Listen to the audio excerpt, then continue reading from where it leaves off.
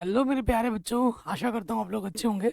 आज के वीडियो में हम कक्षा 10 की जो विज्ञान है चैप्टर नंबर 1, नाम क्या है, रासायनिक अभिक्रिया एवं समीकरण को एकदम मक्खन की तरह मैं आपको समझा दूंगा, आसान परिभाषा और उदाहरण के साथ और वीडियो एनिमेशन के साथ।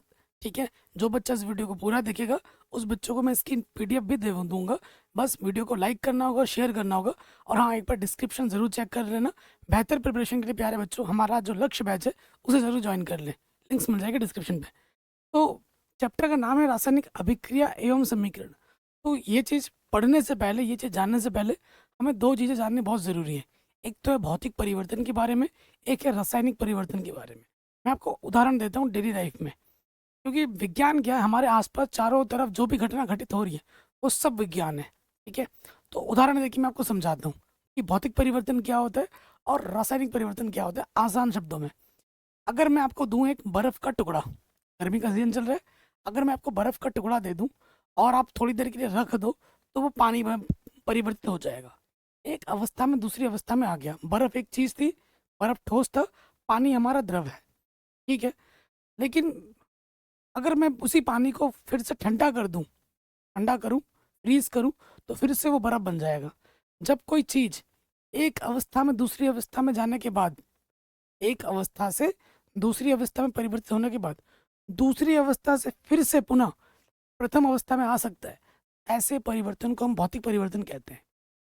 ठीक है, यहाँ मैंने लिख रखा है, इसमें केवल पदार्थ के भौतिक गुण जैसे रंग, अवस्था, आकार आदि बदलते हैं, लेकिन पदार्थ की रासायनिक संरचना अपरिवर्तित रहती है। उदाहरण क्या है, बर्फ का पिघलना, कागज का फटना, कांच का टूटना, ये सब क्या है, भौतिक परिवर्तन है। एक अवस्था से दूसरी अवस्था में गए, कांच जैसे टूट गया ना, कांच को हम फिर से जोड़ सकते हैं गलाकर। ठीक है, ये बर्फ से पानी बन गया, पानी से फिर बर्फ बना सकते हैं। कागज फट गया, आप लग रहा है आप कागज का फट गया, अगर इसको हम गला लें और फिर से प्रोसेस करें तो फिर से वो कागज हम बना सकते हैं। तो ये सब क्या है, भौतिक परिवर्तन है। और रासायनिक परिवर्तन क्या होता है, आइए जानते हैं। जब किसी पदार्थ का एक अवस्था से दूसरे अवस्था में परिवर्तन हो जाए, फिर दूसरे अवस्था से प्रथम अवस्था में परिवर्तन नहीं हो पाता, उसे हम रासायनिक परिवर्तन कहते हैं। एक अवस्था से दूसरी अवस्था में परिवर्तन हो गया, दूसरे से पहले में परिवर्तन नहीं हो सकता। जैसे आपने लकड़ी जला ली, ठीक है, लकड़ी आपने जला ली, तो लकड़ी से बन गया वो कोयला या राख, जो आप बोलो। तो क्या राख से आप लकड़ी बना सकते हो दोबारा? बिल्कुल नहीं बना सकते। आपने दूध से दही बना दी, ठीक है, दूध से क्या बना दिया, दही बना दिया, तो क्या दही से दूध बना सकते हो? नहीं। तो ये सारे परिवर्तन क्या है, ये सारे परिवर्तन रासायनिक परिवर्तन है। आशा करता हूँ प्यारे बच्चों, आपको भौतिक परिवर्तन और रासायनिक परिवर्तन में क्या अंतर होता है वो समझ में आ गया होगा आसान शब्दों में। तो रासायनिक परिवर्तन क्या होता है, इस परिवर्तन में पदार्थ के मूल गुण बदल जाते हैं और एक नया अधिक नया पदार्थ बनता है। उदाहरण के लिए कागज का जलना, दूध का दही में परिवर्तित होना, ये हमारे उदाहरण है। कोई दिक्कत परेशानी तो बच्चों नहीं होगी। जो मैंने मेरे मुंह से बोला वो ज़्यादा आसान था आई थिंक, उसी को कॉपी में लिख लेना सुन सुन के। ठीक है, पहले नोट्स मत बनाने लग जाना, पहले समझो जो भी मैं बता रहा हूँ, सिखा रहा हूँ, वो ध्यान से सुनो, कान खोल के, आँख खोल के ध्यान से सुनिए। उसके बाद आप फिर अगर नोट्स बनाइए। ठीक है, ये चीज़ हो गई। अब हम बढ़ते हैं नेक्स्ट टॉपिक पे। पहला टॉपिक हमारा आ जाता है रासायनिक अभिक्रिया। एग्जाम में आता है रासायनिक अभिक्रिया किसे कहते हैं या कितने प्रकार की होती है, सभी को उदाहरण देकर समझाइए। 5 नंबर का प्रश्न है और ये वेरी वेरी इंपॉर्टेंट है, एग्जाम में हर साल आता ही आता है। बच्चों, ये जो चैप्टर नंबर 1 है, रासायनिक अभिक्रिया एवं समीकरण, क्लास 10 की विज्ञान, बहुत हाई स्कोरिंग चैप्टर है, बहुत इंपॉर्टेंट चैप्टर है, और यहाँ से बहुत सारे क्वेश्चन एग्जाम में आते हैं, बोर्ड एग्जाम में आते हैं। ठीक है, तो रासायनिक अभिक्रिया क्या होती है, उदाहरण पे आ जाते हैं, परिभाषा पे आ जाते हैं। वह प्रक्रिया जिसमें एक या एक से अधिक पदार्थ आपस में अभिक्रिया करके एक नया पदार्थ बनाते हैं, उसे रासायनिक अभिक्रिया कहते हैं। मैं आपको उदाहरण देता हूँ। गर्मी का सीजन चल रहा है, तो सभी नींबू पानी ज़रूर पीते हैं, है कि नहीं? तो हमने क्या किया, एक गिलास लिया, एक गिलास में पानी लिया, ठीक है, एक पाव पानी लिया हमने गिलास में, उस पर हमने 1 चम्मच, 2 चम्मच चीनी, थोड़ी सी क्या मिला दी, नमक मिला दिया, और थोड़ा सा नींबू मिला दिया, और उसको घोल दिया। ठीक है, घोलने के बाद एक नया चीज़ बन गया हमारे पास, जो कि नमकीन भी होगा, खट्टा मीठा लगेगा और हल्का, मतलब जो भी होगा नींबू पानी बन गया हमारे। तो जो जो हमने चीज़ ली, हमने क्या लिया, नमक लिया, हमने पानी ली, हमने शक्कर लिया और हमने नींबू लिया। ये जो भी चीज़ हम लेते हैं, अभिक्रिया में भाग लेने वाले जो भी पदार्थ होते हैं, उसे हम अभिकारक कहते हैं। और जो पदार्थ अभिक्रिया करके बनता है, उसे हम उत्पाद कहते हैं। उसे क्या कहते हैं, उत्पाद। तो क्या होता है, हमेशा रासायनिक अभिक्रिया में इधर जो भी तत्व आप लोगे और अभिक्रिया के बाद जो भी तत्व इधर बनेगा, इस तत्व के गुण से इस तत्व के गुण कंप्लीटली अलग होंगे। एक नया तत्व, एक यौगिक बनता है। वही लिखा है, वह प्रक्रिया जिसमें एक या एक से अधिक पदार्थ आपस में अभिक्रिया करके, आपस में मिल करके एक नए पदार्थ का निर्माण करते हैं, उसे हम रासायनिक अभिक्रिया कहते हैं। उदाहरण के तौर पर, दूध में अगर नींबू मिला दोगे तो दही बन जाएगा। ठीक है। कोयला को आप जलाओगे तो राख और ऊष्मा निकलेगी, Mg+O2 MgO। ठीक है। हालांकि ये जो मैंने रिएक्शन लिखा है, ये संतुलित नहीं है। अभी आगे पढ़ेंगे कि संतुलित और असंतुलित रासायनिक समीकरण किसे कहते हैं। और बोर्ड एग्जाम में हर साल 4 नंबर का या फिर 2 नंबर का क्वेश्चन आता ही आता है, पक्का 100%। रासायनिक अभिक्रिया को संतुलित कीजिए, हर साल आता है। और इस पर मैंने अलग वीडियो भी बना दी है मोस्ट इंपॉर्टेंट क्वेश्चन के साथ। चैनल पर आप देखेंगे, मिल जाएगा, डिस्क्रिप्शन में मैं लिंक भी दे दूंगा। ठीक है। उदाहरण देखिए, बता दिया मैंने आपको। अब हम बात करेंगे रासायनिक अभिक्रिया की पहचान। देखो, जब जब रासायनिक अभिक्रिया होगी ना, तो उसमें कुछ ना कुछ परिवर्तन होता है। क्या क्या परिवर्तन हो सकता है? पहला परिवर्तन यह हो सकता है कि नए पदार्थ का निर्माण होता है। नया पदार्थ तो बनेगा ही बनेगा, ये फिक्स है। ठीक है। उसके बाद क्या होगा, ऊर्जा का आदान प्रदान होगा। ठीक है। हो सकता है कि ऊर्जा निकले, जैसे हम कोयला को जलाएंगे तो ऊष्मा निकलेगी, और जैसे हम पानी को ठंडा करेंगे तो हमें ऊष्मा की ज़रूरत होगी, है ना। तो अलग अलग चीज़ हो सकती है। नेक्स्ट, रंग में परिवर्तन हो सकता है। रंग में परिवर्तन ज़रूर होगा। ठीक है। जो हमने पानी लिया था वो क्रिस्टल क्लियर था, जब उसमें तुम नमक मिलाओगे, चीनी मिला दोगे, तो उसका जो कलर है वो हल्का हल्का भूरा भूरा हो जाएगा। मिला के देखना। तो रंग में परिवर्तन ज़रूर होता है। गंध में भी परिवर्तन होता है। ठीक है। गैस का भी उत्सर्जन हो सकता है। कभी कभी हाइड्रोजन गैस निकलेगी, कभी कार्बन डाइऑक्साइड गैस निकलेगी, कभी कुछ, कभी क्लोरीन निकलेगी। तो कब, वो तो अभिक्रिया पर निर्भर करता है। तो कुछ ना कुछ गैस भी निकल सकती है। उत्सर्जन का मतलब निकलना, त्यागना। ठीक है। अवक्षेप का निर्माण हो सकता है, कभी कभी कोई अवक्षेप बन जाए। अवक्षेप का मतलब क्या बताऊं, कुछ वर्ज्य पदार्थ, अपशिष्ट, ये भी बन सकता है। ये सारे परिवर्तन होते हैं। अब हम बात करते हैं दैनिक जीवन में होने वाली रासायनिक अभिक्रियाएं। अब आप सोचोगे कि इस पर ये तो सिर्फ बाकी में होता है, नहीं होता है। हमारे आसपास होने वाली हर एक चीज़ रासायनिक परिवर्तन का एक उदाहरण है। ठीक है। हमारी बॉडी भी खुद, देखो, सुबह हम कुछ खाते हैं, मस्त सुबह उठा, आपने क्या किया, दाल चावल मस्त बनाया पकवान और मुंह में डाल दिया। जब हम खा रहे हैं, दाल चावल खा रहे हैं, पूरा दिख रहा है, लेकिन अगले दिन सुबह हम क्या निकाल रहे हैं, पीला पीला सा। तो खा कुछ रहे हैं, निकल कुछ रहा है। तो ये भी एक क्या है, रासायनिक परिवर्तन है। जैसे भोजन का पाचन, भोजन यहाँ से निकल रहे हैं हम, और देखो निकल कुछ और रहा है यहाँ से होता हुआ। तो भोजन का पाचन भी क्या है बच्चों, एक रासायनिक परिवर्तन है। लोहे पर जंग लगना, अगर लोहा ऐसा था, उसको बाहर हम रख देंगे तो कुछ दिन बाद वो भूरी भूरी हो जाएगी, और क्या लग जाएगा, जंग लग जाएगा, श्वसन। हम क्या करते हैं, ऑक्सीजन लेते हैं, कार्बन डाइऑक्साइड छोड़ते हैं। तो ये प्रक्रिया भी क्या है, एक रासायनिक परिवर्तन का उदाहरण है। दही का बनना, ये भी है। तो ये दैनिक जीवन में होने वाले कुछ अभिक्रिया मैंने आपको दिखा दी, जो होता रहता है, हमें पता भी नहीं है कि ये हो रहा है। ठीक है। मैंने क्या बोला, हमारे आसपास जो भी घटना घटित हो रही है, जो भी है या हो रही है, वो सब क्या है, विज्ञान है, सब साइंस है। ठीक है। अब हम बात करेंगे अभिकारक क्या होता है, उत्पाद क्या होता है। ये चीज़ मैं पहले ही बता चुका हूँ। अभिक्रिया में भाग लेने वाले तत्वों को अभिकारक कहते हैं, और बनने वाले चीज को हम उत्पाद कहते हैं।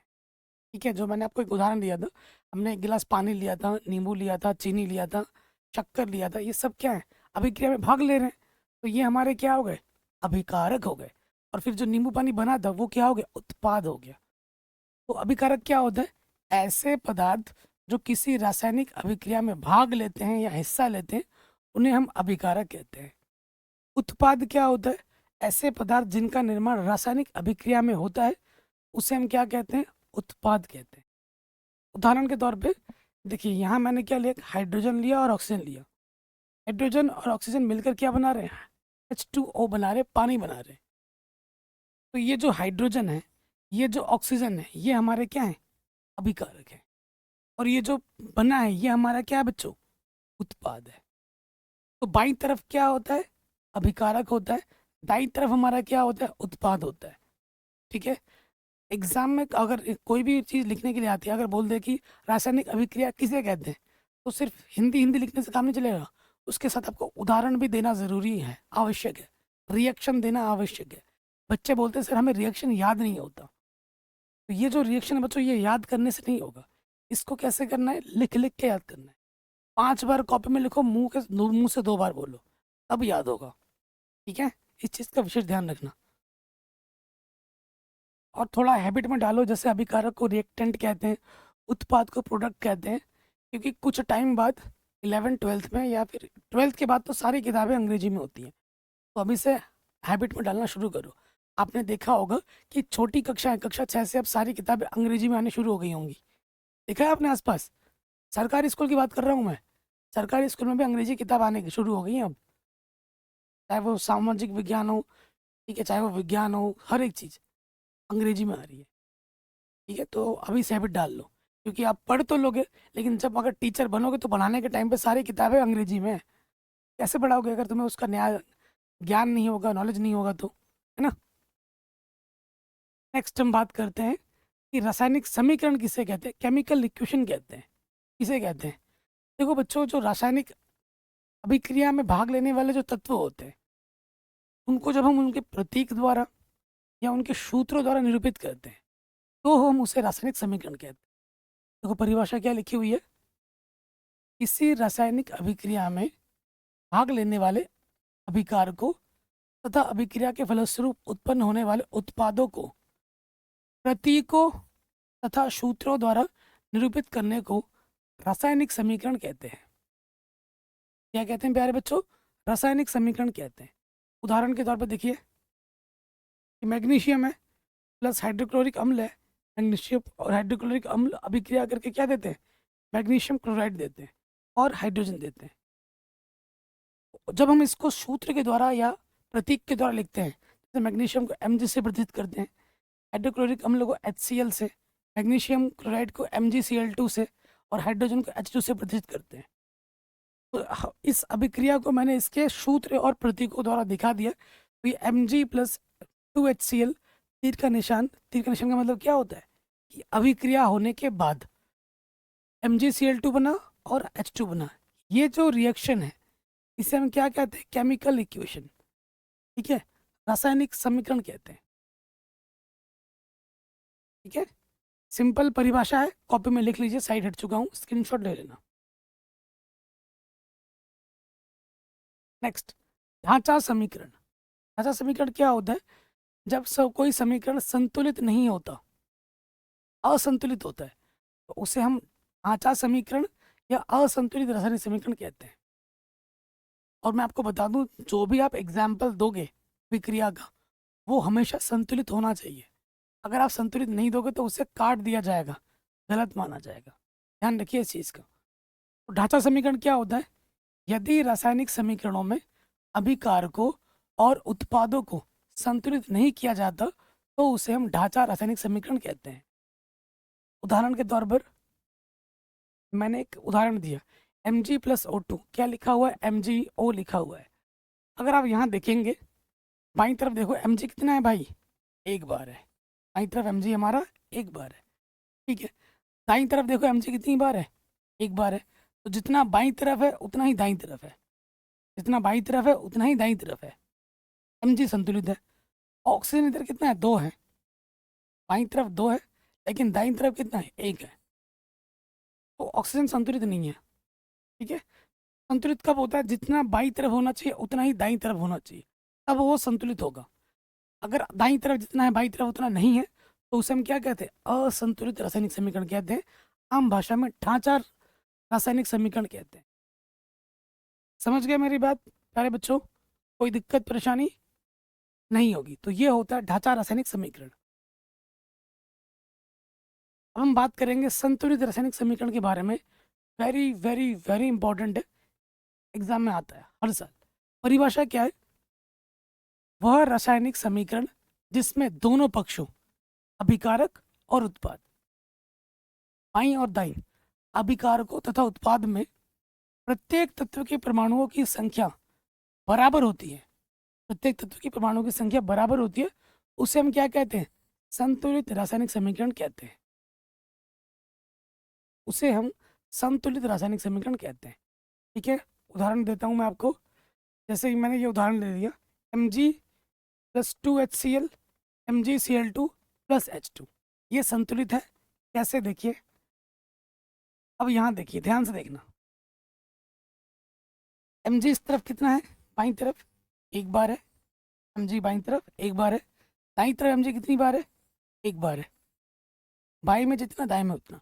अब यहाँ आ जाओ, देखो जैसे सामने 2 लिखा हुआ है ना, इसका मतलब जितना गुणा होगा हर एक तत्व उतना गुणा हो जाता है। हाइड्रोजन कितनी बार है? 2 बार। क्लोरीन कितनी बार है? 2 बार। तो देखो हाइड्रोजन कितनी बार है? 2 बार बाई तरफ। और दाई तरफ कितना है हाइड्रोजन? 2 बार। जितना बाई तरफ है उतना ही दाई तरफ है। यहाँ देखो क्लोरीन कितनी बार है? 2 से गुणा हुआ 2 बार है क्लोरीन। क्लोरीन हमारा बाई तरफ 2 बार है। और दाई तरफ भी कितनी बार है? 2 बार है। जितना बाई तरफ है उतना ही दाहिनी तरफ है। यानी कि ये रासायनिक अभिक्रिया बिल्कुल संतुलित है। ये रासायनिक समीकरण बिल्कुल संतुलित है। ठीक है, तो संतुलित रासायनिक समीकरण क्या होता है? अभिकारक और उत्पाद में प्रत्येक तत्व की परमाणु की संख्या समान होनी चाहिए, उसे हम संतुलित रासायनिक समीकरण कहते हैं। स्क्रीनशॉट ले लिया होगा आपने। नेक्स्ट, एक क्वेश्चन एग्जाम में आ जाता है कि रासायनिक समीकरण को हम संतुलित क्यों करते हैं, करना क्यों आवश्यक है। तो आप एक चीज़ जानते हो ना, तो आप किसी चीज़ को बना सकते हो, ना आप किसी चीज़ को मिटा सकते हो। उसे हम एक रूप से दूसरे रूप में परिवर्तित कर सकते हैं। ठीक है, तो देखो किस लिए करते हैं? द्रव्यमान संरक्षण के नियम के संतुलित करने के लिए करते हैं। द्रव्यमान संरक्षण का नियम क्या? कक्षा 9 में पढ़ा होगा। किसी भी रासायनिक अभिक्रिया में ना तो द्रव्यमान का निर्माण होता है और ना ही विनाश होता है। रासायनिक अभिक्रिया अगर हो रही है तो ना तो नया द्रव्यमान बनता है और ना ही विनाश होता है। उसे बस रूप में परिवर्तन करते हैं। मतलब जितना चीज आपने लिया है उतनी ही मात्रा का द्रव्यमान उधर बनना चाहिए, इसलिए संतुलित करते हैं। ठीक है, अतः रासायनिक अभिक्रिया के पहले एवं उसके बाद प्रत्येक पदार्थों के परमाणुओं की संख्या बराबर होनी चाहिए। नेक्स्ट, रासायनिक समीकरण को संतुलित करना। अब मैं यहाँ पर एक दो उदाहरण आपको दूंगा, लेकिन इस टॉपिक पे मैंने सेपरेट एक अलग से वीडियो बनाई है। एक नहीं, 2 बनाई है। एक तो मैंने 10 मिनट का बनाया और एक मैंने 40 मिनट का बनाया। उस 40 मिनट वाले वीडियो में बोर्ड एग्जाम के क्वेश्चन रखे हैं। पहले 10 मिनट वाले वीडियो में मैंने बेसिक सिखाया और फिर 40 वाले मिनट वाले वीडियो में मैंने इंपॉर्टेंट क्वेश्चन बताए। अगर आपने नहीं देखा है तो डिस्क्रिप्शन में लिंक डाल दूंगा, ज़रूर से जाके देख लेना इस वीडियो के बाद। देखिए मैंने क्या लिया, एक समीकरण लिया है। तो सबसे पहले देखो, क्या ये समीकरण संतुलित है? देखो, क्या ये समीकरण संतुलित है? देखो यहाँ एफ ही है। एफ ही बाई तरफ कितनी बार है? एक बार है। दाई तरफ कितनी बार है? 3 बार है। एफ ही 3 है। ठीक है, फिर देखो हाइड्रोजन यहाँ कितनी बार है? 2 बार है। हाइड्रोजन बाई तरफ 2 बार है। दाई तरफ भी कितनी बार है? 2 ही बार है। ऑक्सीजन बाई तरफ कितनी बार है? 1 बार है। दाई तरफ कितनी बार है? 4 बार है। एक भी चीज अगर इधर से उधर होती है तो वो संतुलित नहीं होता है। एफ ही इधर 1 था, उधर 3 है, संतुलित है क्या? नहीं है। ठीक है, उसके बाद देखो हाइड्रोजन यहाँ 2 है, उधर भी 2 है, चलो ठीक है। ऑक्सीजन उस तरफ 4 है, इस तरफ 1 है, संतुलित है? बिल्कुल भी नहीं है। तो संतुलित करने के लिए हमें प्यारे बच्चों क्या करना होता है? गुणा करना होता है। क्या करना होता है? गुणा करना होता है। ठीक, जैसे देखो इधर 3 है एफ ही, तो इसको 3 बनाने के लिए क्या करना होगा? इसमें 3 से गुणा करना होगा। इसमें 3 से क्या करना होगा? गुणा करना होगा। जैसे ही मैं गुणा करूंगा, एफ कितना बन गया? 3। और यहाँ पे भी एफ कितना है? 3 है। ये संतुलित हो गया। हाइड्रोजन यहाँ 2 है, यहाँ पे भी 2 है, लेकिन ऑक्सीजन यहाँ कितना है? 4 है। इसको कितना बनाना पड़ेगा? 4। हमेशा गुणा ही करना है, जोड़ना नहीं है, नहीं घटाना है, नहीं भाग देना है। हमेशा क्या करना है? गुणा करना है। ध्यान रखिएगा। तो हाइड्रोजन को चार, ऑक्सीजन को चार बनाने के लिए मुझे क्या करना होगा? चार से गुणा। ऑक्सीजन मेरा कितना हो गया? चार हो गया। ऐसे ऑक्सीजन चार हुआ, लेकिन हाइड्रोजन मेरा कितना हो गया? ये भी उतना गुणा हो जाएगा ना, चार दूनी आठ हो गया। हाइड्रोजन मेरा कितना हो गया? आठ। और यहाँ हाइड्रोजन मेरा कितना है? दो। तो हाइड्रोजन को आठ बनाने के लिए किससे गुणा करना होगा? चार दूनी आठ। इसमें भी चार से गुणा करना होगा। चार दूनी कितना हो जाएगा? आठ। अब देखो, हाइड्रोजन इस तरफ आठ है, हाइड्रोजन इस तरफ आठ है, ऑक्सीजन चार है, ऑक्सीजन चार है, Fe तीन है, तीन है। तो ये रासायनिक समीकरण क्या हो गया? संतुलित हो गया। और एग्जाम में आता है, हर साल आता है, चाहे वो 2 नंबर में आए या 4 नंबर में आए, आएगा जरूर। इस साल 2 नंबर में आया था, उससे पहले साल 4 नंबर में आया था, तो इस साल 4 नंबर में आ सकता है। वेरी वेरी वेरी इंपॉर्टेंट है, और एग्जाम में पक्का पक्का पक्का आएगा ही आएगा। और एक क्वेश्चन लेते हैं। जैसे यहाँ देखिए, ये मीथेन है, CH4 है, प्लस O2 है, तीर का निशान CO2 प्लस H2 है। ठीक है, अब देखो, आप खुद देखो, बाई तरफ कार्बन कितना है? एक बार है। दाईं तरफ कार्बन कितना है? एक बार है। हाइड्रोजन कितना है? 4 बार है। इधर हाइड्रोजन कितना है? 2 बार है। ठीक है, ऑक्सीजन इस तरफ कितना है? 2 बार है। इधर ऑक्सीजन कितनी बार है? दो। और ये एक, 3 बार है। तो संतुलित नहीं है। इधर जितना है उधर उतना नहीं है, तो संतुलित नहीं है। तो हमें क्या करना पड़ेगा? संतुलित करना पड़ेगा। उसके लिए क्या करेंगे? गुणाई करना है। देखो भाई, सबसे पहले इधर हाइड्रोजन चार है, इधर हाइड्रोजन दो है, तो हाइड्रोजन को चार करने के लिए दो में किससे गुणा करेंगे? दो से। दो दूनी चार होता है, दो से गुणा कर दिया, दो से गुणा कर दिया। दो दूनी कितना हो गया? चार हाइड्रोजन। ऑक्सीजन भी कितना हो गया? दो हो गया। तो दो और दो, ऑक्सीजन कितना हो गया? चार। इधर ऑक्सीजन कितना है? दो है। दो को चार करने के लिए किससे गुणा करना होगा? दो से गुणा करना होगा। जैसे ही हम दो से गुणा करेंगे, दो गुणा दो, दो दूनी कितना हो जाएगा? चार हो जाएगा। इधर ऑक्सीजन चार है, इधर भी ऑक्सीजन कुल मिला के चार है। हाइड्रोजन चार है, इधर भी हाइड्रोजन चार है। कार्बन एक है, कार्बन एक है। तो ये समीकरण क्या हो गया? संतुलित हो गया। जितना बाईं तरफ है उतना ही दाईं तरफ है। कोई दिक्कत, कोई परेशानी नहीं होगी। अब ये भी मैं बता दूं बच्चों, सिर्फ देखने से काम नहीं चलता है। अगर आप सोचोगे ये 2 क्वेश्चन करके मैं सीख गया हूँ, मैं महारथी बन गया, तो नहीं है। जब तक आप क्वेश्चन खुद नए वाले नहीं लगाओगे, तब तक नहीं चलेगा दिमाग। और हर चीज़ टीचर पे डिपेंड नहीं रहना है कि टीचर ने जो 2 क्वेश्चन करा है मैं वही 2 क्वेश्चन करूँगा और कुछ नहीं करूँगा, ऐसा नहीं होता है। नए क्वेश्चन बनाने की जिज्ञासा होनी चाहिए अंदर, तभी आप कुछ सीखोगे, चाहे वो गणित हो, चाहे वो विज्ञान हो, चाहे वो कोई भी विषय क्यों ना हो। नया चीज़ बनना चाहिए न्यूमेरिकल्स में। ठीक है, तो ये चीज़ आप सीख गए हैं कि ये कैसे करते हैं, और इस पर, इस टॉपिक पर मैं ढेर सारे क्वेश्चन ऑलरेडी करा रखे हैं। जैसे ये कुछ क्वेश्चन आप स्क्रीनशॉट लेके ट्राई कर सकते हैं, इनको ट्राई कर सकते हैं। ठीक है, ये सब मैंने अलग से वीडियो में बना दिया है, इनको ट्राई कर लेना एक बार। बाकी इन पे अलग से मैं वीडियो बना चुका हूँ। अब हम आते हैं, हमारा मोस्ट इंपॉर्टेंट टॉपिक है, जिस पे क्वेश्चन आएगा ही आएगा, वो है रासायनिक अभिक्रिया के प्रकार। क्वेश्चन ऐसा बनता है, रासायनिक अभिक्रिया किसे कहते हैं, यह कितने प्रकार की होती है, उदाहरण सहित समझाइए। ये पहले रासायनिक अभिक्रिया किसे कहते हैं वो तो हम पढ़ ही चुके हैं। अब हम आएंगे रासायनिक अभिक्रिया के प्रकार पे। तो ये मेनली 4 प्रकार के होते हैं: संयोजन अभिक्रिया, वियोजन अभिक्रिया, विस्थापन अभिक्रिया और द्विविस्थापन अभिक्रिया। ठीक है, एक करके जानते हैं क्या होता है।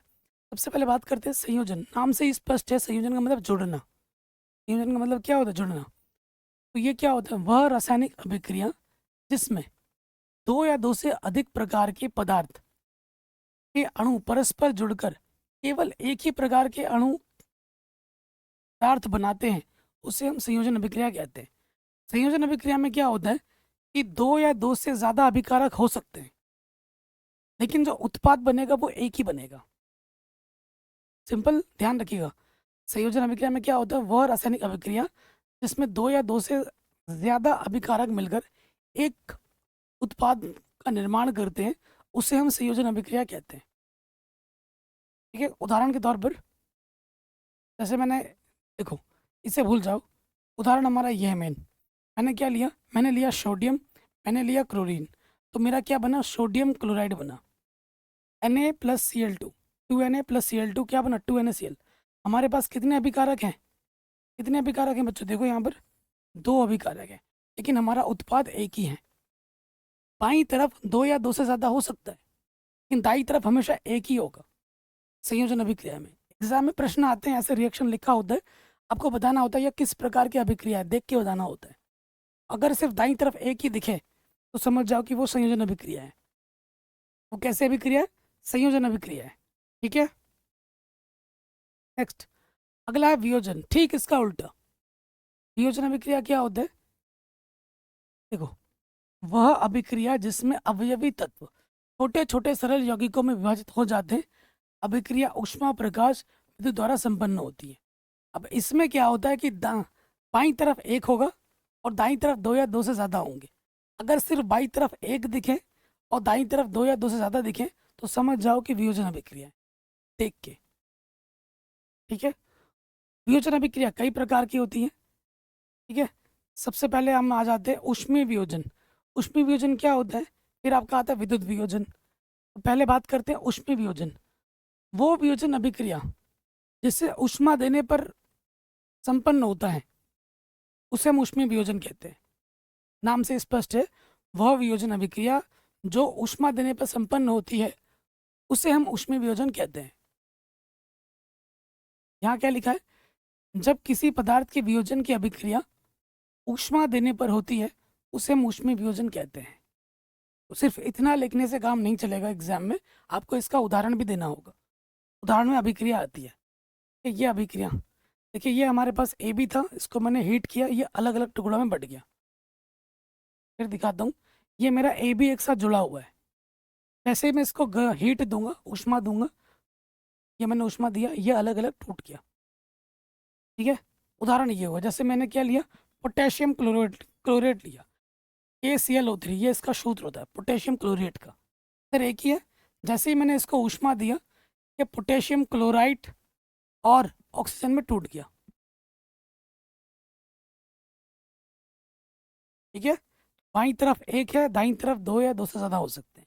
इस अभिक्रिया को हम क्या कहेंगे, ऊष्मीय वियोजन या फिर सिंपल वियोजन अभिक्रिया कहेंगे। ऊष्मा नाम इसलिए दिया जा रहा है क्योंकि इसमें ऊष्मा देने पर संपन्न हो रही है, वियोजन हो रही है, तो इसलिए इसको हम ऊष्मीय वियोजन कहेंगे। ठीक, अब अगला आता है विद्युत वियोजन। और भी कई सारे उदाहरण हैं, जैसे लेड नाइट्रेट का तापन। ठीक है, ये भी एक उदाहरण है। अगर लेड नाइट्रेट आप लो, लेड नाइट्रेट का सूत्र क्या होता है, Pb, शीशा है Pb, ब्रैकेट के अंदर NO3 का ट्वाइस। जैसे ही में हम इसको ऊष्मा देंगे तो ये लेड ऑक्साइड में लेड ऑक्साइड देगा, नाइट्रोजन देगा, नाइट्रोजन डाइऑक्साइड देगा और ऑक्सीजन देगा। तो यहाँ देखिए उत्पाद कितना है, 1 2 3 है, अभिकारक कितना, 1 है। नेक्स्ट विद्युत वियोजन। विद्युत वियोजन क्या होता है, वो वियोजन अभिक्रिया जो विद्युत देने पर संपन्न होती है उसे हम विद्युत वियोजन कहते हैं। ठीक है, कह रहे हैं जिस रासायनिक अभिक्रिया में यौगिक, देखो जो भी आप यौगिक लोगे उसको किस अवस्था में होना जरूरी है, गलित अवस्था में या जलीय विलयन में, यह जरूरी है। जिस रासायनिक अभिक्रिया में यौगिक गलित अवस्था या जलीय विलयन में हो, अगर उसमें हम विद्युत प्रवाहित करें, क्या प्रवाहित करें, विद्युत प्रवाहित करें, तो क्या होता है, विद्युत वियोजन होता है। और उसे हम क्या कहते हैं, विद्युत वियोजन कहते हैं। अगर कोई अभिक्रिया गलित अवस्था में नहीं है, जलीय अवस्था में नहीं है, तो उसका विद्युत वियोजन नहीं हो सकता है। इस चीज़ का ध्यान रखना। हमारे पास एक यौगिक है जो कि गलीय अवस्था या फिर जलीय अवस्था में, जैसे इसमें हम इलेक्ट्रिसिटी देंगे तो ये टूट जाएगा।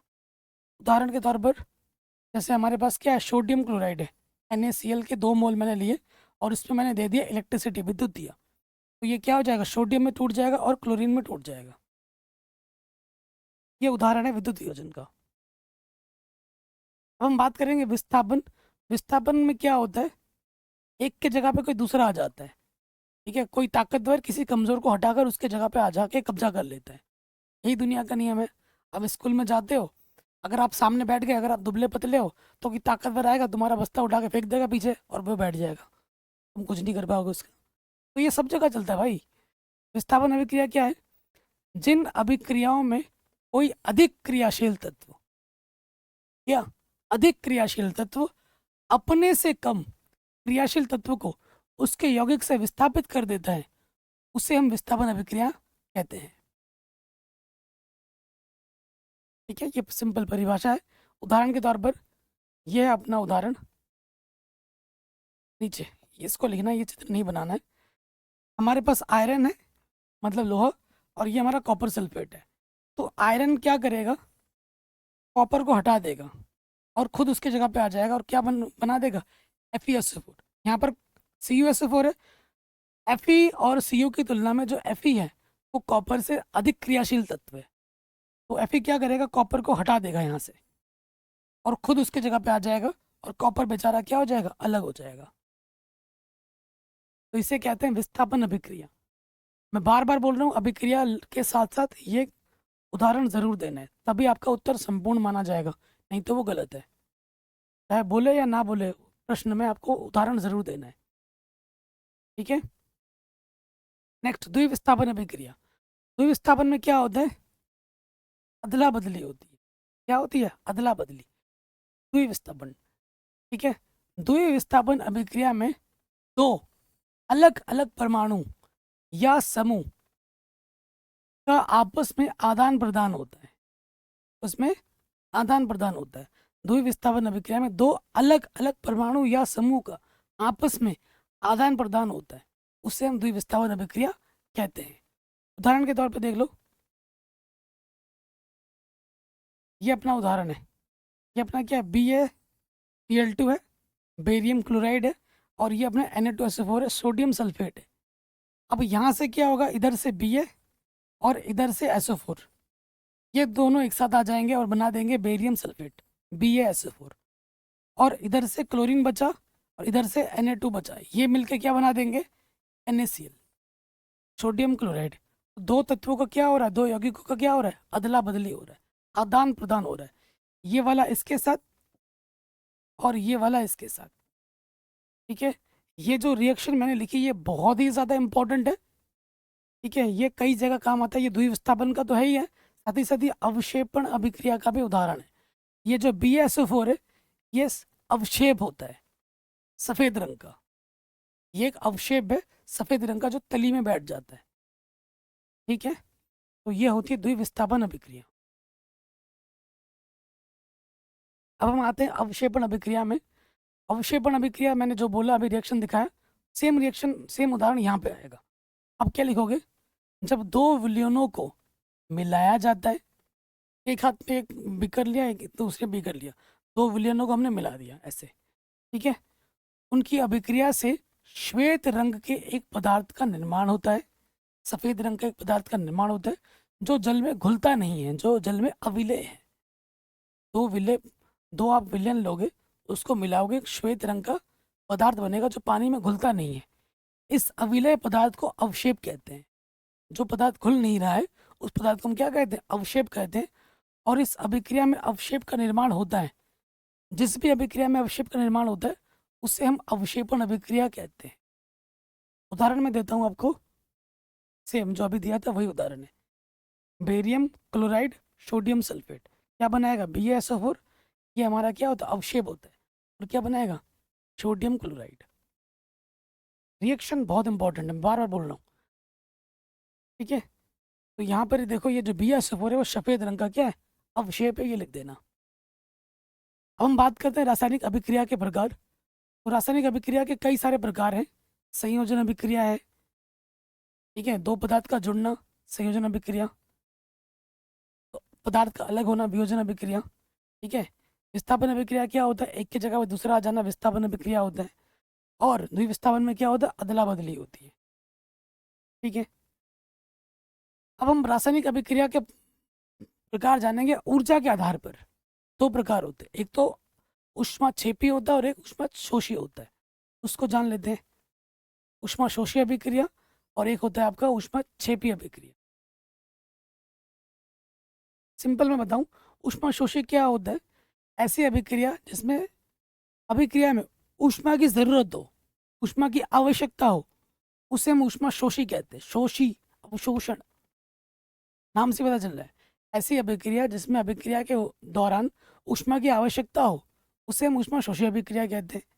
और ऐसी अभिक्रिया जिसमें अभिक्रिया के बाद ऊष्मा निकलती है, उधर उधर बाद पीछे लगा है ना फायर, उसे हम ऊष्माक्षेपी अभिक्रिया कहते हैं। ऊष्माक्षेपी में ऊष्मा निकलती है, ऊष्माशोषी में ऊष्मा की जरूरत होती है। परिभाषा पे आ जाते हैं। ऊष्माशोषी अभिक्रिया, हर साल ये क्वेश्चन एग्जाम में आता है। ऊष्माशोषी और ऊष्माक्षेपी अभिक्रिया किसे कहते हैं, यह अंतर बताइए। तो ऊष्माशोषी अभिक्रियाओं में अभिक्रिया के दौरान ऊष्मा अवशोषित होती है। क्या होती है? ऊष्मा अवशोषित होती है। उदाहरण के तौर पर प्रकाश संश्लेषण, जो पेड़ पौधे अपना खाना बनाते हैं सूरज की मदद से बनाते हैं, सूरज के प्रकाश से बनाते हैं। ठीक है ना, सूरज नहीं आएगा खाना नहीं बनेगा भाई, भूखे मर जाएंगे बोलो।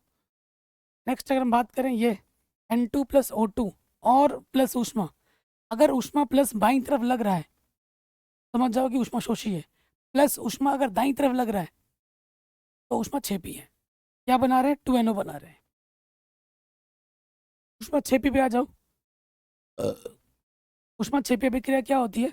ऊष्मा छेपी अभिक्रियाओं में अभिक्रिया के दौरान ऊष्मा निर्मुक्त होती है, मतलब ऊष्मा निकलती है अभिक्रिया के दौरान।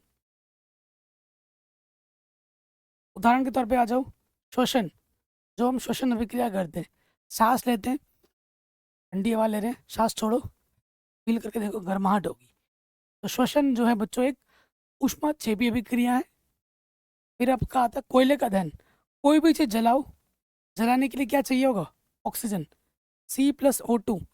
फिर जलेगा, क्या देगा? कार्बन डाइऑक्साइड, और क्या देगा? ऊष्मा। अब लकड़ी जलाओगे तो क्या निकलती है? ऊष्मा निकलती है, फायर। और क्या निकलता है? धुआं, कार्बन डाइऑक्साइड।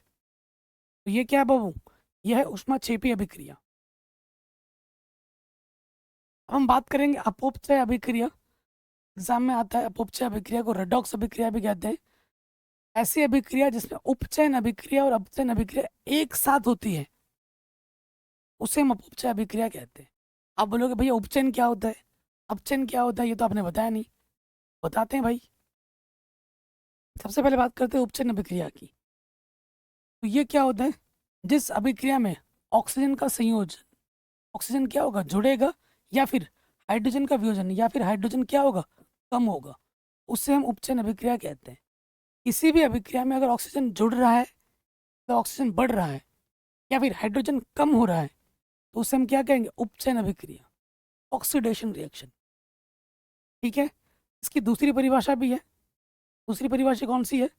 पदार्थों द्वारा एक या अधिक इलेक्ट्रॉन का त्याग करना। अगर कोई पदार्थ एक इलेक्ट्रॉन या ज्यादा इलेक्ट्रॉन त्याग कर रहा है तो उसे भी हम क्या कहते हैं? उपचयन कहते हैं।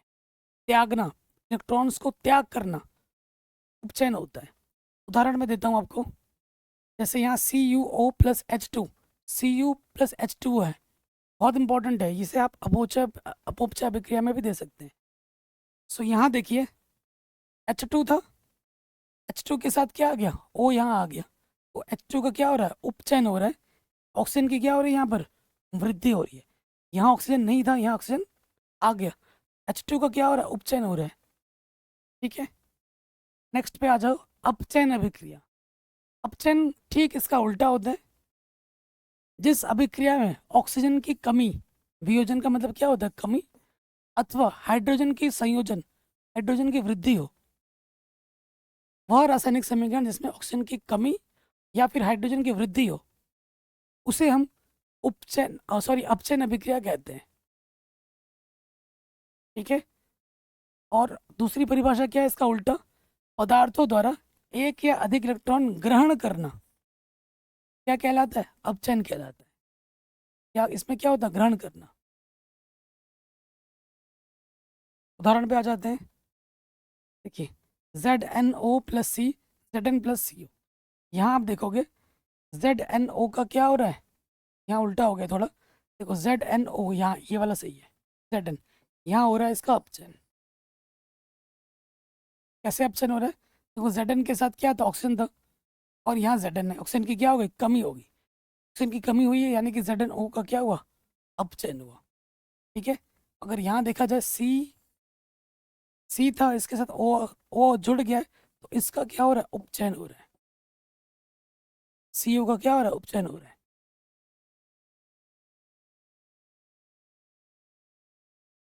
उपचायक अपचायक किसे कहते हैं? उपचायक क्या होता है, अभिक्रिया में वह पदार्थ जो अन्य पदार्थ को उपचयित कर देता है, उपचायक कहलाता है। उदाहरण है पोटेशियम ब्रोमाइड, कॉपर। एग्जाम में आते हैं।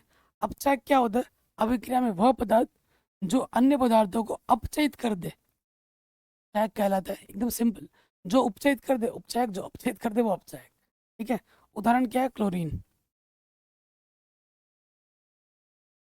अपउपचय अभिक्रिया किसे कहते हैं, मैंने बोल दिया, वे अभिक्रियाएं जिनमें उपचयन तथा अपचयन अभिक्रियाएं एक साथ होती हैं। एक साथ एक ही अभिक्रिया में अपचयन भी हो रहा है, उपचयन भी हो रहा है, उसे हम क्या कहते हैं, अपउपचय अभिक्रिया, रेडॉक्स अभिक्रिया भी कहते हैं। ठीक है, जैसे ये अभी दिया था ZnO+C Zn+Co।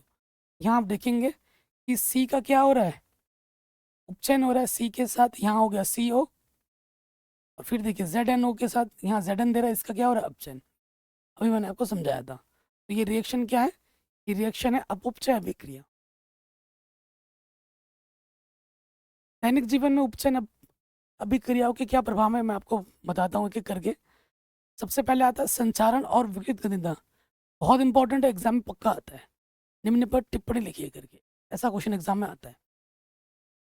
तो संचारण क्या होता है, देखो जब कोई धातु, कोई भी धातु आर्द्रता, वायु, पानी, अम्ल आदि के संपर्क में आता है तो धातु संचारित हो जाती है। ठीक है, जब भी किसी भी धातु को आप नमी वाले स्थान में रखो, आप अम्ल वाले में रखो, या पानी में रखो, या वायु खुले में छोड़ दो, कुछ दिन बाद उसका संचारण होता है। संचारण में क्या क्या होता है, जैसे कि लोहे पर जंग लगना, ये देखो कुछ ऐसा हो जाता है। ठीक है, लोहे पर जंग लगना, चांदी पर काली परत चढ़ जाना, तांबे पर हरी परत चढ़ जाना, ये सब क्या संचारण के उदाहरण है। फिर आता है एक प्रश्न आता है एग्जाम में, लोहे की वस्तु पर पेंट क्यों करते हैं, संचारण से बचाने के लिए। पेंट करने से क्या होता है कि उस पर एक परत चढ़ जाती है, पेंट की एक परत चढ़ जाती है, जो हवा है, पानी है, नमी है, वो लोहे के संपर्क में नहीं आती है डायरेक्ट। वो किसके संपर्क में आती है, पेंट के। पेंट का क्या करता है, एक सुरक्षा कवच बनाता है, कवच। उस कवच के चपेट में आता है, वो सब संपर्क में आता है, डायरेक्ट धातु के संपर्क में नहीं आता है। इस कारण हमारी जो धातु होती है वो संचारित होने से बच जाती है। एसडे लेपन भी हम करते हैं, है ना। अगला टॉपिक आता है विकृत गंधिता, जैसे हम क्या कहते हैं, रेंसिडिटी कहते हैं। ये क्या होता है, देखो जो भी खाद्य पदार्थ तुम तेल में बनाओगे, वसा में बनाओगे, फैट में बनाओगे, उन खाद्य पदार्थ में क्या होता है, अगर आज बनाया, आज कुरकुरापन लगेगा, एक दिन रख दोगे, 2 दिन रख दोगे, उसके बाद उसका कुरकुरापन कम हो जाएगा, वो बासी हो जाएगा, उसमें से बदबू मारेंगी, फफूंदी जम जाएगी। देखा है आपने। तो विकृत गंधिता क्या होता है, वसा और तेल युक्त खाद्य पदार्थों का हवा, नमी या प्रकाश के संपर्क में आने पर ऑक्सीकरण के कारण, ऑक्सीकरण का मतलब ऑक्सीजन का जुड़ना, ऑक्सीजन के साथ संपर्क में आ जाना, जैसे संपर्क में आता है तो क्या हो जाता है, खाना खराब हो जाता है।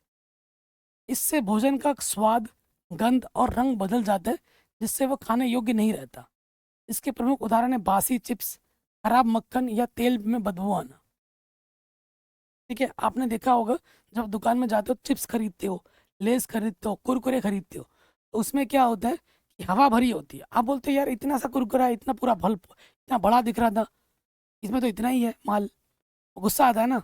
तो हवा जो होती है वो ऑक्सीजन नहीं होती, वो होती है नाइट्रोजन। वो नाइट्रोजन क्या करती है, मैंने, खाना खराब तभी होगा जब ऑक्सीजन के संपर्क में होगा। किसी भी हवा के संपर्क में आने से हवा खराब नहीं होगी, ऑक्सीजन के संपर्क में आने से खराब होगी। तो उसमें भरा होता है नाइट्रोजन। ठीक है, नाइट्रोजन क्या करता है, उस जो खाना बना है, चिप्स कुरकुरा जो भी बना है, उसे ऑक्सीजन के संपर्क में आने से रोकता है, और लंबे समय तक खाना हमारा वैसा का वैसा बना रहता है, स्वादिष्ट कुरकुरापन बना रहता है। ठीक है, तो उस हवा की भी एक अपनी वैल्यू है, और वो हवा नाइट्रोजन होती है। मैं एक कमेंट का आप लोगों से एक सवाल पूछना चाहता हूँ कि हमारे वायुमंडल में नाइट्रोजन कितने प्रतिशत है। देखता हूँ किस किस बच्चे को पता है, कमेंट करके ज़रूर बताना मुझे, ठीक है। दो अभिक्रियाओं के बारे में बात करते हैं, मंद अभिक्रिया और तीव्र अभिक्रिया। ये क्या होती है? मंद नाम से ही स्पष्ट है, वे अभिक्रियाएं जो मंद गति से होती हैं, जिनका पूरा होने में अधिक समय लग जाता है, मंद अभिक्रिया कहलाती है। जैसे H2 + I2 क्या होता है? 2H। ये बहुत धीरे धीरे होगी ये वाली अभिक्रिया। तीव्र मतलब शुरू होने से पहले ही खत्म, फट से। वे रासायनिक अभिक्रियाएं जो शीघ्रता से पूर्ण हो जाती हैं, ठीक है, उसे हम तीव्र अभिक्रिया कहते हैं। जैसे AgNO3 + NaCl AgCl NaNO3। ये जैसे ही आपको AgNO3 में NaCl मिला होगा, तुरंत ये बन जाएगा। NaNO3 और AgCl एक झटके में, आँख झपकने से पहले, माइक्रो सेकेंड में। ऐसी अभिक्रिया को हम तीव्र अभिक्रिया कहते हैं। तो बच्चों, हमने पूरा चैप्टर सीख लिया है, समझ लिया है वन शॉट वीडियोस में। अब मैं आपको जो भी चैप्टर आपने पढ़ा है, कुछ 5-10 ऑब्जेक्टिव प्रश्न हम करेंगे, तो इससे पता लगेगा कि आपने वास्तव में क्या सीखा है। और ये जो 5-10 क्वेश्चन ऑब्जेक्टिव में कराने वाला हूँ, ये सारे क्वेश्चन बोर्ड एग्जाम में पूछे गए हैं। जैसे ये क्वेश्चन है, देखो, ठीक है, ये रिएक्शन आप देखने को मिल रहा है आपके आंखों के सामने। FeO3 + 2Al Al2O3 + 2Fe। ऊपर दी गई अभिक्रिया किस प्रकार की है? 22 में, 23 में, 25 में, 26 में पूछा गया है। कैसी है बताइए, देख के बताना है। FeO3, यहाँ Al है, तो Al कहाँ आ गया है? Al आ गया Fe की जगह पर। Al2O3 हो गया, Fe अलग हो गया। तो ये अभिक्रिया हमारी विस्थापन अभिक्रिया है। एक के जगह पे कोई दूसरा आ गया है, ऐसी अभिक्रिया को हम विस्थापन अभिक्रिया कहते हैं। फिर आ जाओ, नीचे दी गई अभिक्रियाओं के संबंध में कौन सा कथन सत्य है, ये आपको बताना है, ठीक है। सो देखिए कौन सा कथन सत्य है। कह रहे शीशा अपचयित हो रहा है, ठीक है। शीशा जो है, ये जो शीशा है वो अपचयित हो रहा है। शीशा, यहाँ ऑक्सीजन की क्या हो रही है? कमी हो रही है। यहाँ पर Pb के साथ O था, शीशा हो गया। शीशा क्या हो रहा है? अपचयित हो रहा है। कथन बिल्कुल सही है पहला वाला। कार्बन डाइऑक्साइड उपचयित हो रहा है। ये जो कार्बन डाइऑक्साइड है वो उपचयित हो रहा है। यहाँ कार्बन था, इसके साथ ऑक्सीजन जुड़ गया है, तो कार्बन डाइऑक्साइड क्या हो रहा है? उपचयित हो रहा है। ये कथन भी सही है। फिर क्या बोला? कार्बन उपचयित हो रहा है। कार्बन क्या हो रहा है? कार्बन कार्बन उपचयित नहीं हो रहा, कार्बन डाइऑक्साइड उपचयित हो रहा है। इधर वाले को देखना है, इधर वाले को नहीं देखना है। हमेशा दाईं तरफ जो पदार्थ होता है उसको देखना है। कार्बन डाइऑक्साइड उपचयित हो रहा है। कार्बन अगर देखा जाए इधर क्या हो रहा है? अपचयित हो रहा है, उल्टा। लेड ऑक्साइड अपचयित हो रहा है, गलत। तो ऑप्शन नंबर पहला वाला सही हो जाएगा। फर्स्ट और सेकंड कथन हमारा सही है। बहुत इंपॉर्टेंट है और एग्जाम में बार बार आता है। अगला क्वेश्चन है, ट्रिकी क्वेश्चन है थोड़ा सा, ध्यान दीजिए। कह रहे हैं ये चीज़ है, ये रिएक्शन है, इस रिएक्शन में वाई क्या होगा, आपको ये बताना है। तो यहाँ देखो, ट्रिक बता रहा हूँ। यहाँ देखो Fe कितनी बार है? 2 बार है। यहाँ पे भी Fe 2 बार है। Fe से Fe काट दो। क्लोरीन इस तरफ 3 बार है, इधर क्लोरीन 2 बार है। 2 क्लोरीन काटोगे, इधर से 1 क्लोरीन बच जाएगा, ठीक है। 1 क्लोरीन बच जाएगा, लेकिन इस क्लोरीन से ये क्लोरीन भी कट जाएगा। 2 क्लोरीन था ना, 1 क्लोरीन कट जाएगा, 1 क्लोरीन इधर बच जाएगा। समझ में नहीं आ रहा? मैं फिर से समझा रहा हूँ, फिर से समझा रहा हूँ। आराम से ध्यान से देखो बच्चों, टेंशन नहीं लेने का। तो भाई आपके साथ दे। यहाँ क्लोरीन कितनी बार है? देखो भाई, 3 × 2, 3 दूनी 6 बार क्लोरीन है इधर। इस तरफ 6 क्लोरीन है। यहाँ कितनी क्लोरीन है? 4 क्लोरीन है। और यहाँ क्लोरीन कितनी बार है? 2 बार है, ठीक है। 2 दूनी 4, और 2 से गुणा करेंगे, 4 और 2 6 क्लोरीन। तो क्लोरीन का सिस्टम तो पूरा ही कट गया। 6 क्लोरीन इधर कटा, 6 क्लोरीन इधर पूरा कट गया, क्लोरीन पूरा कट गया। फिर देखो Fe कितनी बार है इधर? Fe 2 से गुणा करोगे, इधर Fe 2 बार है, इधर भी Fe 2 बार है। तो Fe से Fe भी कट गया, ठीक है। Fe से Fe भी कट गया। अब देखो हाइड्रोजन कितनी बार है इधर? हाइड्रोजन 2 दूनी 4 बार है, हाइड्रोजन 4 बार है, ठीक है। इधर हाइड्रोजन कितनी बार है? 2 बार और 2 बार, 4 बार इधर भी हाइड्रोजन है। हाइड्रोजन से हाइड्रोजन भी पूरा कैंसिल हो गया, ठीक है। यहाँ ऑक्सीजन कितनी बार बचा है? 2 बार। इधर ऑक्सीजन हमारा 2 बार है, इधर ऑक्सीजन हमारे पास कितना? 4 बार है। इस वाले से इस वाले को घटा दो, 4 में से 2 कम करेंगे, इधर 2 बचेगा। इधर सल्फर एक बार भी नहीं है, इधर सल्फर एक बार बच गया। क्या बचा? सिर्फ इस तरफ ज़्यादा बचा, HO2। इधर कुछ भी नहीं बचा। इधर वाले तत्व में से इधर वाले तत्व घटा देने होते हैं, जो बचेगा वो आंसर होगा। तो वाई क्या होगा? SO2। वाई क्या होगा? SO2। ऑप्शन नंबर सी सही होगा। ठीक, अगले प्रश्न में आ जाओ। श्वेत, इसको रट लेना, एग्जाम में आता है। श्याम श्वेत फोटोग्राफी में क्या प्रयुक्त होता है? AgCl प्रयुक्त होता है। ठीक है, क्या प्रयुक्त होता है? AgCl। यानी दी गई रासायनिक अभिक्रिया में किस प्रकार की अभिक्रिया है? तो आपको पता है BaCl2 H2SO4 BaSO4 2HCl। तो BaSO4 क्या होता है? एक अवक्षेप होता है। तो योगात्मक अभिक्रिया है? नहीं, योगात्मक अभिक्रिया में इधर एक ही होना चाहिए। निराकरण अभिक्रिया मतलब विस्थापन अभिक्रिया नहीं है। BaSO4 दिख रहा है तो ये अवक्षेपण अभिक्रिया है। ऑप्शन नंबर सी सही होगा।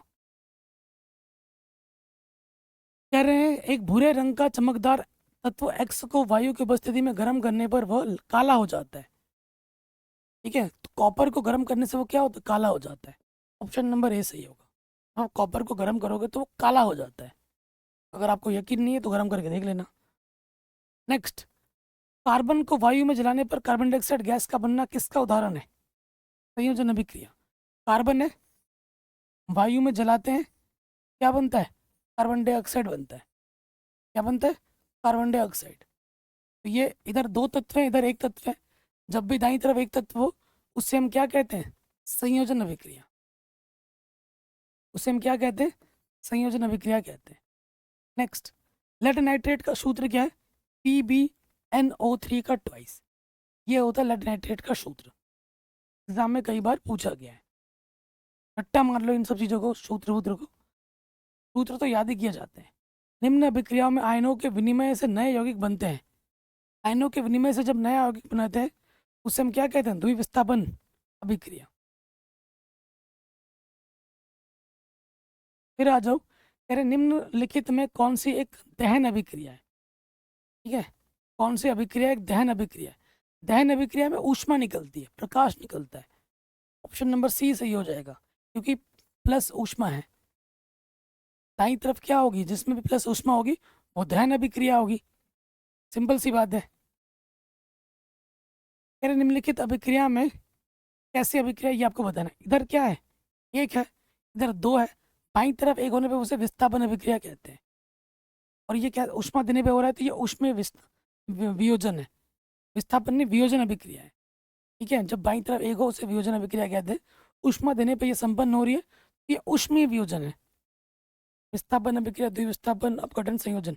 ऊष्मा नहीं बोला है, विस्थापन बोला है, तो सिर्फ विस्थापन अभिक्रिया लिख देंगे। सॉरी, विस्थापन थोड़ी ना है, वियोजन है ना। वियोजन को हम अपघटन अभिक्रिया भी कहते हैं, ये लिख देना। विस्थापन में तो एक की जगह पे दूसरा आ जाता है ना। और जब टूटता है, जैसे CO3 ये टूट जा रहा है, बाईं तरफ जब एक रहेगा तो उसे हम क्या कहते हैं? वियोजन अभिक्रिया कहते हैं। वियोजन अभिक्रिया को हम अपघटन अभिक्रिया भी कहते हैं, क्योंकि ये अपने अवयवी तत्वों में अपघटित हो जाते हैं। ये CO3 अपने अवयवी तत्वों में क्या हो गया? अपघटित हो गया, तो इसे हम अपघटन अभिक्रिया भी कहते हैं। ठीक है, इस टाइप का क्वेश्चन आता ही आता है, इसलिए मैंने इतने सारे क्वेश्चन लिए। ये कैसा अभिक्रिया है आप देख के बता सकते हैं। ये कॉपर सल्फेट है, या Fe है। FeSO4 प्लस कॉपर अलग हो गया, तो कॉपर की जगह पे क्या आ जाता है? Fe। एक की जगह पे दूसरा आ जा रहा है, तो ये कैसा अभिक्रिया है? विस्थापन अभिक्रिया है। आशा करता हूँ जो भी चीज़ मैंने आपको बताई सिखाई वो आप समझ ज़रूर गए होंगे। इस छोटे से वीडियो में मैंने पूरा चैप्टर कवर कर दिया है। हर एक चीज़ आपको डिटेल में समझाई है, आसान परिभाषा और उदाहरण के साथ। पूरे यूट्यूब की ये बेस्ट वीडियो है, मैं इतना सीना ठोक के कह सकता हूँ। ठीक है, बाकी मैंने छोटे मोटे टॉपिक पर डिटेल वीडियो बना रखी है, डिस्क्रिप्शन में जाके हम देख सकते हैं। इसी प्रकार की वीडियो की ज़रूरत हो तो कमेंट कीजिए।